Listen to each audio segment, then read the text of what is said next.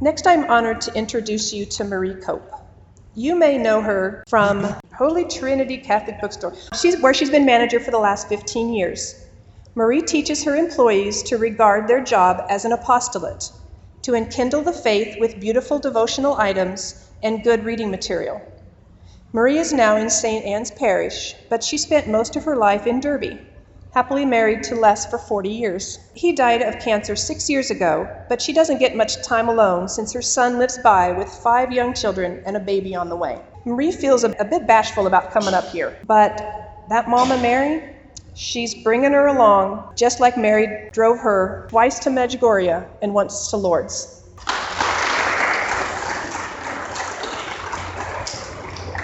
Thank you, dear. Good evening, everyone. Every Tuesday, one of our talks will be an infomercial to try to get you excited about the official prayer of the Catholic Church. And it goes by separate names: the Divine Office, the Liturgy of the Hours, the Breviary. And I kind of learned to enjoy doing the Christian prayer at the store. We're by Bishop Carroll, so we have a lot of the kids, the students come over to the store a lot. And we had a lot of customers coming in, and they were kind of wanting to understand doing the liturgy of the hours of the Christian prayer. They kind of complained about all the ribbons and where they have to go to put those ribbons at. Of course, there are guidebooks that shows you exactly where you're supposed to be. I talked to one of the young men that came into the store. I knew he was going to be a seminarian, and I asked him if maybe he'd be willing to go ahead and come to the store and go ahead and teach, or at least do the evening prayer. And that way some of the people that were wanting to learn it could come to the store. They didn't have to buy the prayer book, but they could come to the store and we could do evening prayer. And it turned out to be so much fun. Really, really enjoyed it. I enjoyed all these students. One time we had like 20 different kids there, if you can imagine. And we would end by singing the Salve Regina. So that was really pretty awesome. But it's really a beautiful prayer. For me, it made me, there's so many other people that are doing it.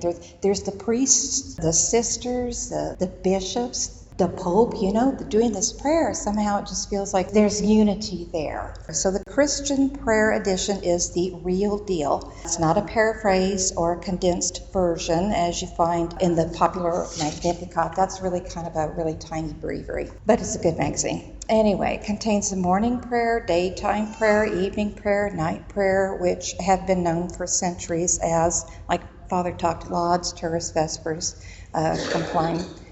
For the major hours, Lauds and Vespers, the proper antiphons are provided for all the seasons, and it's just all there in your book. And like I said, if you keep your ribbons moving, then you know where you're at. And so it's not really all that difficult. People are afraid that it is, but it really isn't. The reason Divine Office fits into this one red-covered volume is because it doesn't contain the office readings.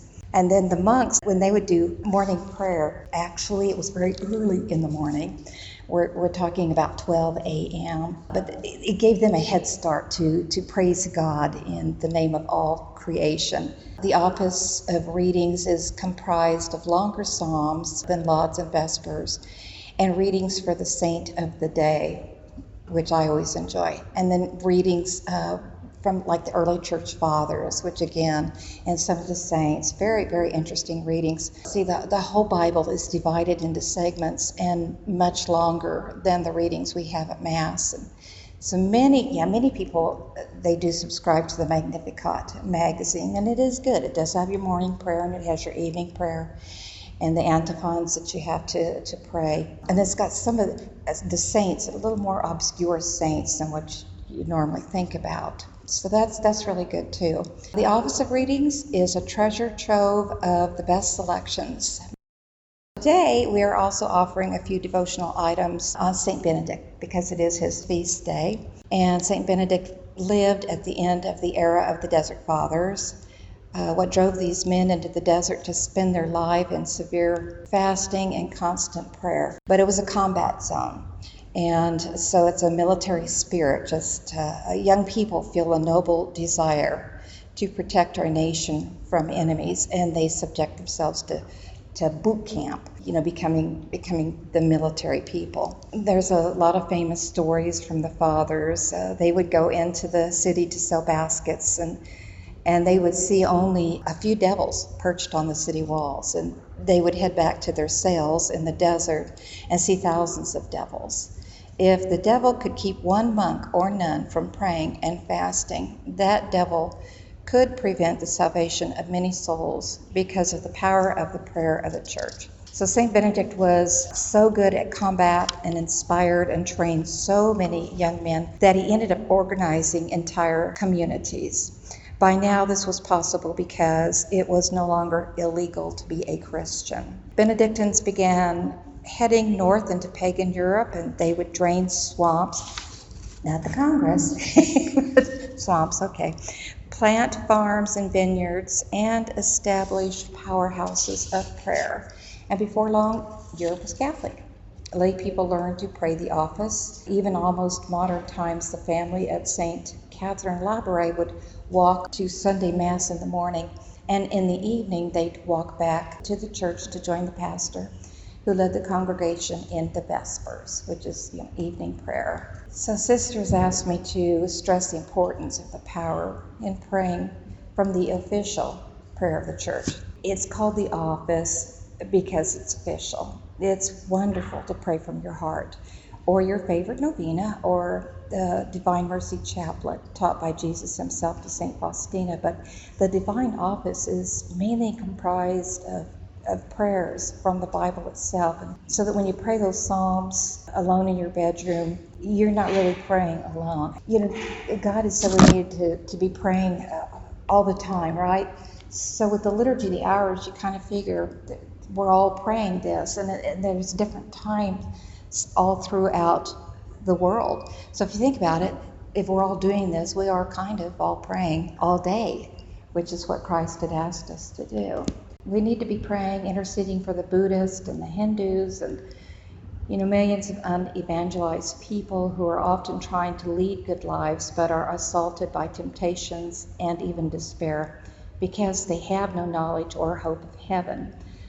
They need grace straight from the throne. Many good Protestants pray, but their prayers are like bullets against the enemy. So Protestants are really kind of isolated. They don't, because they don't have a head. Like the Pope, they don't have that head person that kind of keeps them all united. Every voice added to that prayer amplifies that prayer. The prayer of God is like dropping nuclear bombs on the enemy. It drops bombs of grace on the world. Whenever you can make it to even one extra Mass a week or pray even one section of the Divine Office, your prayer is God's prayer. And just think of the millions of people in purgatory that really, they don't have people praying for them. So this is wonderful. I think that's about it.